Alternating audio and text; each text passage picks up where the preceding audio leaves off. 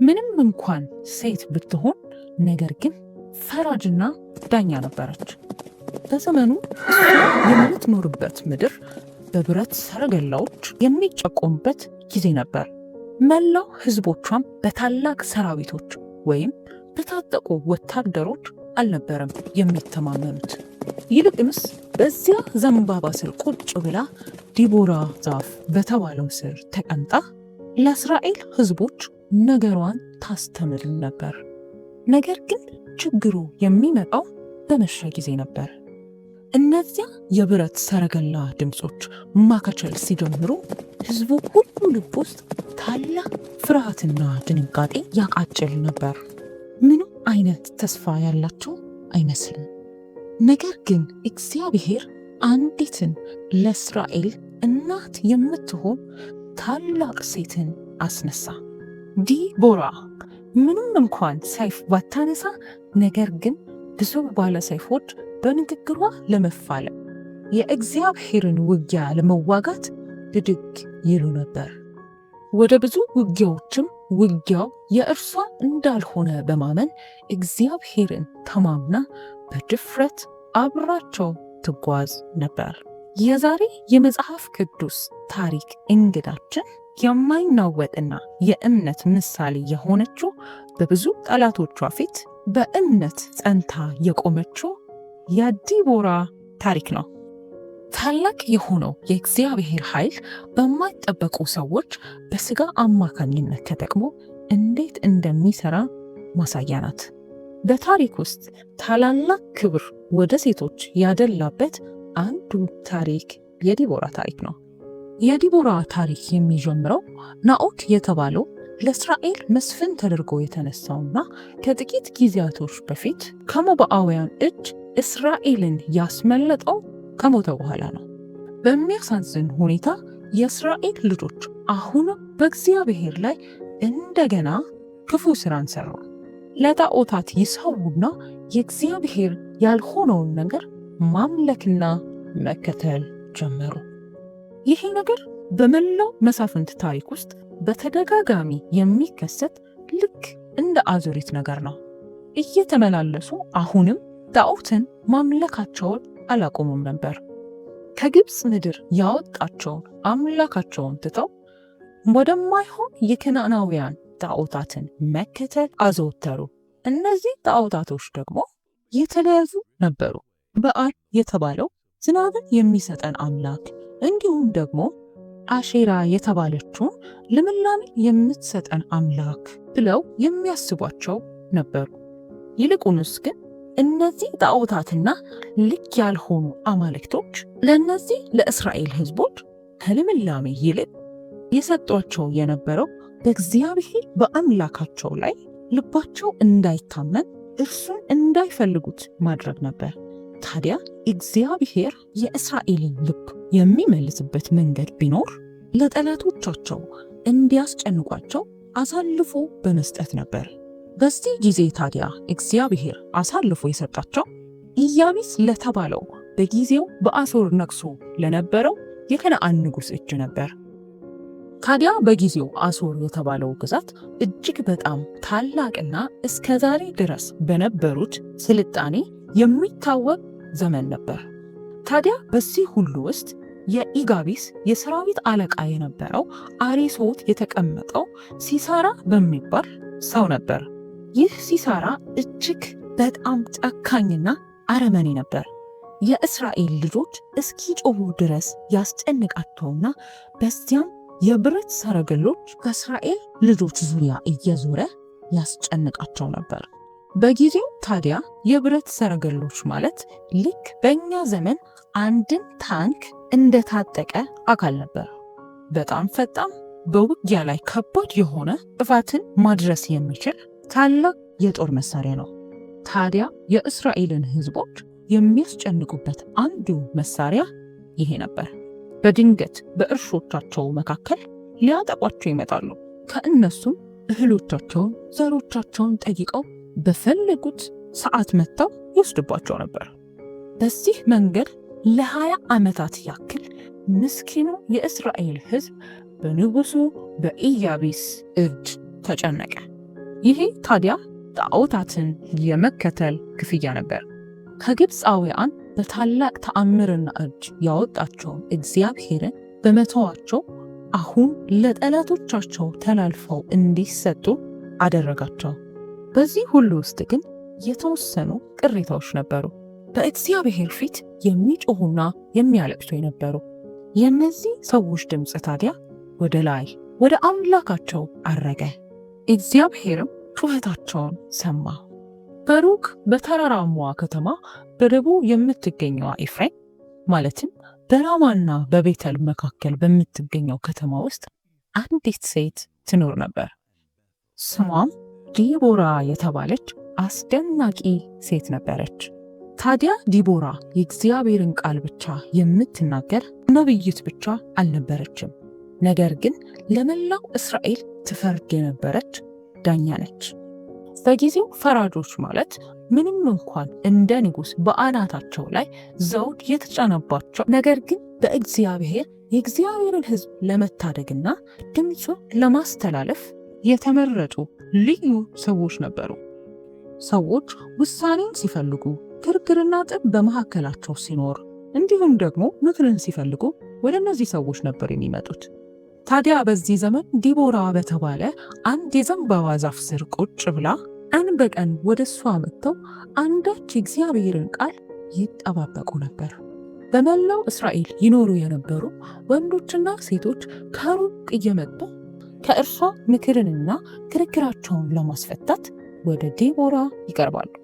ታዲያ ቃላቶቿ ከባድ ስልጣን ነበራቸው። ሕዝቡ ሁሉ ታዲያ ዲቦራን ያምናት ነበር።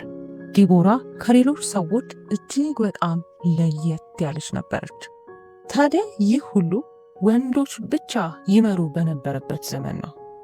ነገር ግን ይህ ሁሉ ኃይላ የመጣው ከብዙ ሰራዊት ብዛት ወይም ከደጋፊዎቿ ጭምር አልነበረም። ይልቁንስ በእግዚአብሔር ላይ ካላት መደገፍና ግልጽ የሆነ የእግዚአብሔር ድምፅን የመስማት አቅሟ ነበር።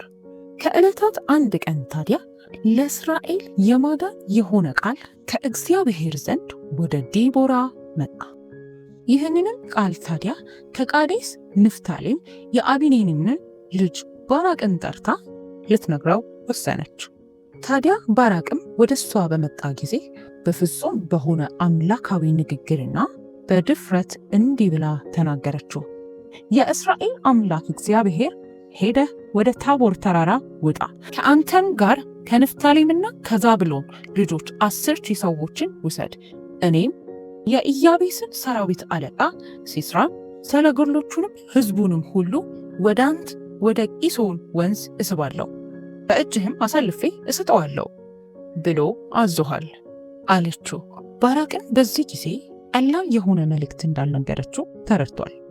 ምክንያቱም 900 የብረት ሰረገሎችን እየመራ የሚገሰግሰው ሲሳራን መግጠም ምን ማለት እንደሆነ በደንብ አድርጎ ያውቃል። በዛ ላይ ደግሞ በሰፊው ሜዳ ላይ በጣም የታጠቀን ጠንካራ ሰራዊትን መግጠም ምን ያህል አስደንጋጭ እንደሆነ በደንብ አድርጎ ያውቃል። ነገር ግን የዲቦራ መልእክት ግልጽ ነበር፣ የእግዚአብሔርም የጦርነት ዕቅድ እንደሆነ አወጣ። ከዚያም ግን እንደዚህ አላት፣ በመጠራጠርና በፍርሃት እንዲህ ብሎ ጠየቃት። አንቺ ከኔ ጋር ብትሄጂ እሄዳለሁ፣ እኔ ግን ከእኔ ባት ጋር ባትሄጂ እኔ አልሄድም። ታዲያ ይህ ንግግሩ አንዳንዶች ባራቅን ደካማና ፈሪ እንደሆነ እንዲመስል አደረገ። ሌሎች ግን ለዲቦራ የተሰጣትን ታላቅ ስፍራና ታዋቂነት እውቅና የሚያረጋግጥ አድርገው ወሰዱት። ምክንያቱም የዲቦራ እዛ ስፍራ መገኘት ማለት ለነሱ ልክ እንደ እግዚአብሔር መገኘትና እግዚአብሔር እየመራቸው እንደሆነ እንዲሰማቸው አደረጋቸው። በሁለቱም መንገድ ቢሆን ግን ባራቅ አንድ ነገር ፈልጓል። ዲቦራ ከእርሱ ጋር መሄዷን ልክ እንደ መንፈሳዊ አብሮነት ማረጋገጫ አርጎ ወስዶት ነበር። ዲቦራ ግን አንድ ነገር እንዲህ ብላ ነገረችው። በእውነት ካንተ ጋር እሄዳለሁ፣ እግዚአብሔር ሲሳራን በሴት እጅ አሳልፎ ይሰጣልና በዚህ በምትሄድበት መንገድ ለአንተ ክብር አይሆንም አለችው። ዲቦራ ተነስታ ከባራቅ ጋር ወደ ቃዴስ ሄደች። ይህ ሁኔታ ከጊዜው አንጻር በጣም እንግዳ ነገር ነው። ምክንያቱም አንድ ሰው በዘመኑ ትልቅ ክብር የሚያገኘው ወይም ታላቅነት የሚሰማው ጠላቶቻቸው መካከል ያለውን ዋናው አዛዡ ወይም መሪውን መጣል ከቻለ ነው። ታዲያ እንዲህ አይነቱ ታላቅ ክብር ለወንድ ሳይሆን ለሴት መሆኑ ለእነሱ እንግዳ ነገር ነበር የሚሆነው። ነገር ግን ባራቅ እርሷን ትቶ ከመሄድ ይልቅ የእግዚአብሔርን ሴት ዲቦራን የእግዚአብሔር ምሪት እንደሆነ በመቁጠር እርሷን ይዟት መሄድን መረጠ። ባራቅም ዛብሎንና ንፍታሌምን ወደ ቃዴስ ጠራቸው። 10,000 የሚያክሉ ሰዎችም ተከትለውት ወጡ። እረኞች በጎቻቸውን ትተው ወጡ፣ ገበሬዎችም እርሻቸውን ትተው ወጡ። የሚችሉትን መሳሪያ ሁሉ ማከማቸት ተያያዙ። ዲቦራም አብራው ወጥታ ነበር። እነዚህ ሁሉ አንድ ላይ በመሆን ወደ ታቦር ተራራ መገስገስ ጀመሩ። ይህ ስፍራ በጣም ወሳኝ ነበር። ማንኛውም አይነት የጠላትን እንቅስቃሴና ሂደት ለማየትና ለመቆጣጠር አመቺ ስፍራ ነበር። 10,000 ሰዎችና ዲቦራም አንድ ላይ ሆነው ከባራቅ ጋር በዚህ ስፍራ ነበር የተሰለፉት። ታዲያ ይህ ወሬ ለሲሳራ ደረሰው። ሲሳራም ይህን በሰማ ጊዜ በጣም ከሱ ጋር ባሉ ሰራዊቶች ተማምነው ወደነ ባራቅ ለጦርነት መገስገስ ጀመረ። እርሱም እነዚያ ታዋቂ የሆኑ 900 የብረት ሰረገሎቹን ከእርሱም ጋር የነበሩትን የማይቆጠር ሕዝብ ሁሉ ከአሪሶት ወደ ቂዞን ወንዝ ሰበሰባቸው። ለአንዴና ለመጨረሻ ጊዜ እነዚህን እስራኤላውያኖች ለማጥፋት ተዘጋጀ። ዲቦራ፣ ባራቅና እነዚያ 10,000 የእስራኤል ሕዝቦች በታቦር ተራራ አናት ላይ ቆመው የሲዛራን ሰረገሎችን እያነሱ ያለው አዋራ ከሩቅ መመልከት ጀመሩ። ሸለቆ በሙሉ በብዙ ወታደሮች ኮቴ መንቀጥቀጥ ጀመረ። የብዙ ሕዝቦችን ድምፅ ተሰማ። ከዚያም በኋላ ዲቦራ ድምጿን ጮክ አድርጋ ምልክትን ሰጠች። ሂዱ አሁን አለች። ይሄ ቀን እግዚአብሔር ሲሳራንና ሰራዊቱን አሳልፎ ለኛ የሚሰጥበት ቀን ነው። አሁን እግዚአብሔር ከፊታችሁ ይወጣል አለቻቸው።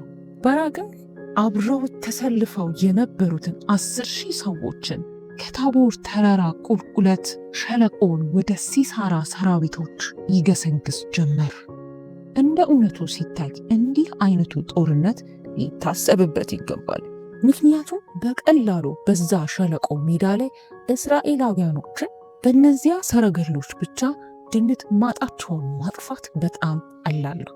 ነገር ግን እግዚአብሔር አንዳች ሚስጥራዊ ነገር፣ አስደናቂ ነገር አዘጋጅቶ ነበር። በመሳፍንት ምዕራፍ 5 ላይ በዲቦራ ዝማሬ ውስጥ ይህንን ነገር እንዲህ ብላ አስቀምጠዋለች። ሰማያት ተከፈቱ፣ ውሆችም ወረዱ፣ ታላቅ አውሎ ነፋስና ዝናብ ተንጠባጠበ። ለውጊያ የነበረው ያ ሜዳ በጠንካራ በሚያሰጥም ጭቃ ተዋጠ። የቂሶን ወንዞች በቁጣ ተነሱ። የሲሳራን ሰረገሎችና ፈረሶች እያጠቡ ይዘው ሄዱ። የሲሳራ የብረት ሰረገሎች ጥቅም አልባ ሆኑ። በጭቃ ውስጥ ጎማዎቻቸው ሰመጡ። ፈረሶች መራመድ አቃታቸው። ወታደሮችም ነፍሳቸውን ለማዳን ወደ ተራራው ይሸሹ ጀመር። ለጦርነት ምቹና ቀላል የነበረው ሜዳ እጅግ በጣም አስፈሪና ወጥመድ ሆነባቸው። በዚሁ ሰዓት ታዲያ የእስራኤሎች ተዋጊ 10,000 በድፍረትና በእርግጠኝነት ወደፊት ይገፉ ጀመር።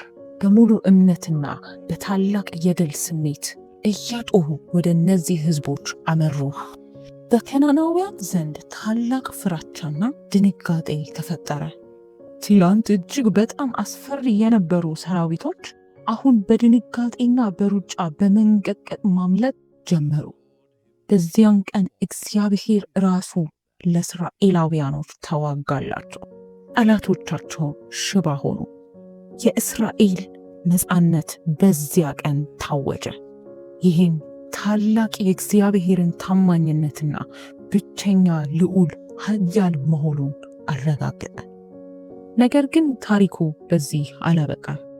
ለዚህ የዩቲዩብ ቻናል አዲስ ከሆናችሁ እንደዚህ አይነት ጠቃሚና አስተማሪ የመጽሐፍ ቅዱስ ታሪኮች እንዲደርሳችሁ ሰብስክራይብ፣ ከወደዳችሁት ደግሞ ለሌሎች ሼር በማድረግ አብራችሁን አገልግሉ።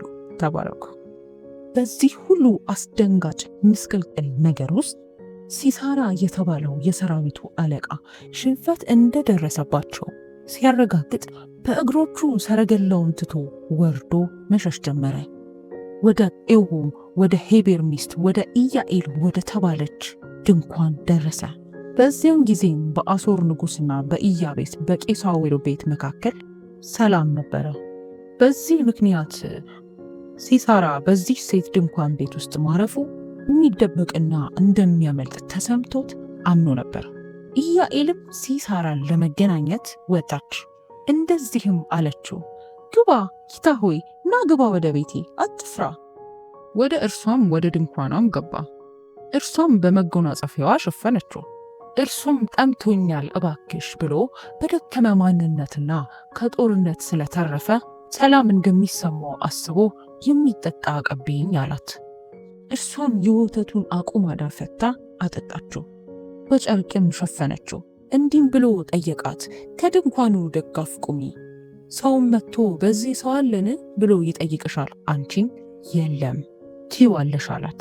ነገር ግን በዚህ ሰዓት ሲሳራ ደክሞት በከባድ እንቅልፍ ውስጥ በተኛ ጊዜ ኢያኤል የድንኳን ካስማውን ይዛ መጣች። በጊዜውም የድንኳን ካስማ ማለት ሴቶች ድንኳን በሚተክሉበት ጊዜ ድንኳኑ እንዳይነቃነቅ በንፋስ እንዳይወሰድ ችካል አድርገው የሚጠቀሙበት መምቻ መሳሪያ ነበር። በዚህም ሰዓት ታዲያ ኢያኤል ይህንን ካስማ ይዛ ቀስ እያለች በጥንቃቄ ወደ ሲሳራ ቀረበች። ካስማውንም ብድግ አደረገችና በአንድ ምት ብቻ በጆሮ ግንዱ ላይ ቸነከረችው። እርሱም ደግሞ አንቀላፍቶ ነበርና ካስማው ወደ መሬት ጠለቀ፣ እዛውም ባለበት ሞተ። ከጥቂት ደቂቃዎችም በኋላ ባራቅ ወደዚያ አካባቢ መጣ።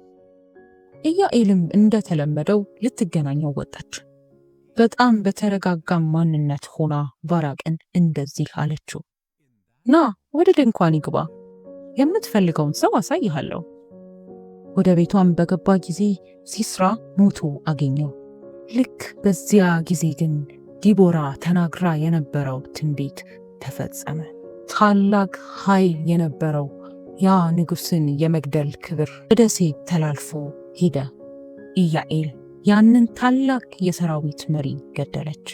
በዚያም ቀን እግዚአብሔር የከነዓንን ንጉሥ የኢያቢስን በእስራኤል ልጆች ፊት አዋረደ። የከነዓንን ንጉሥ ኢያቢስንም እስኪያጠፉ ድረስ የከነዓን ንጉሥ የኢያቢስ ላይ የእስራኤል ልጅ እያበረታች ሄደች። ይህንን ታላቅ ድላቸውን ለማብሰር ሲሉ ባራቅና ዲቦራ በአንድነት ለእግዚአብሔር መዝሙርን ዘመሩ።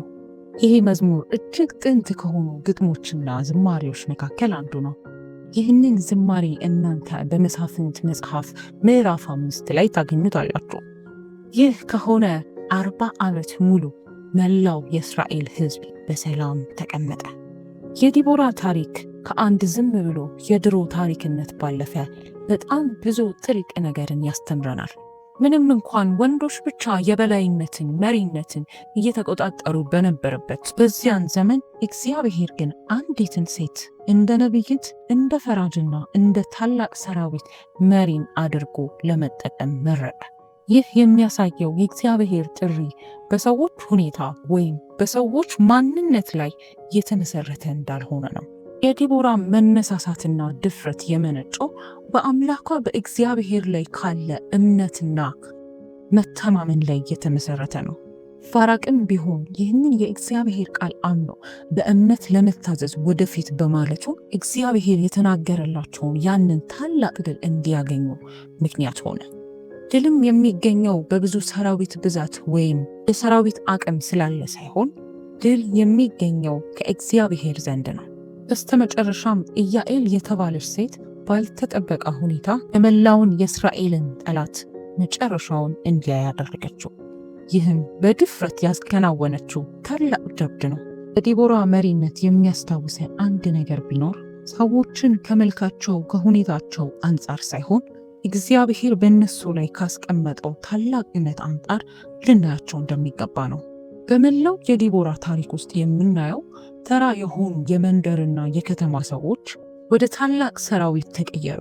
በተመሳሳይ መንገድ አሁንም ቢሆን ተራ በሚባሉ ምንም ነገር አላቸው ተብለው በማይታመን አማኞች ላይ እግዚአብሔር ምን ያህል ሊሰራ እንደሚችል የምንማርበት ትልቅ መልእክት ነው። በስራ ቦታ፣ በትምህርት ቤት፣ በአካባቢ ውስጥ ያላችሁ አማኞች እግዚአብሔር ዓላማውን በእናንተ ውስጥ ሊፈጽም ይወዳል። ከእናንተ ማንነት የተነሳ ሳይሆን ከእርሱ ብርታትና ችሎታ የተነሳ ሁሉም ማድረግ ይችላል። ነገር ግን ከእናንተ የሚጠብቀው ትንሽ በእርሱ ላይ መተማመንና መታዘዝን ነው። ከዚያማ እርሱ ያሰበላችሁን ሁሉ ድል ትቀናጃላችሁ። ልክ እግዚአብሔር ሲሳራንና መላው ሰራዊቱን ለእስራኤላውያን እንደተፋለመላቸው ለእኛም ዘመን እግዚአብሔር የትኛውንም ጠላቶቻችንን ይፋለምልናል። ይህ ደግሞ በሚታዩ ጠላቶቻችን እንዲሁም በማይታዩ ጠላቶቻችን ላይ ነው። በትልቅም ትንሽም በሚመስሉ ድሎች ውስጥ የእግዚአብሔር እጅ ከኛ ጋር ትሆናል። ከዚህ ከዲቦራ ታሪክ ይህንን እንማራለን።